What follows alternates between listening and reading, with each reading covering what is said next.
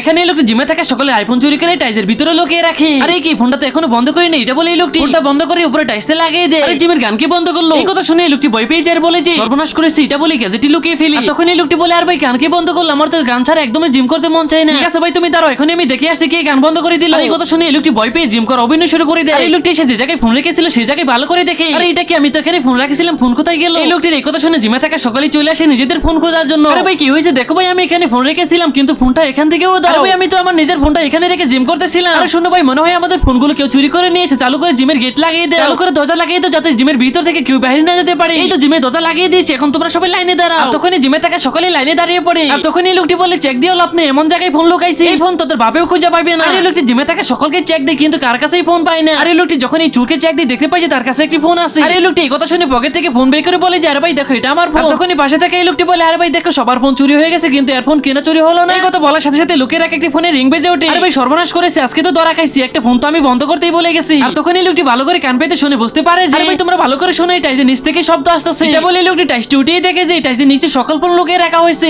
তারপর কি হয় তা দেখার আগে তুমি যদি তোমার মা বাবাকে ভালোবাসো তাহলে ভিডিওতে একটা লাইক আর চ্যানেলটা সাবস্ক্রাইব করে দাও। আর তখন এই লোকটি বলে যে আরে ভাই তুই তো ধরা পড়ে গেলি, তোরে তো এটা গেছে, এটা সাহায্যে তুই ফোন চুরি করেছিস। সবাই আমি ফোন চুরি করছি, এবার মতো আমাকে মাফ করে দাও।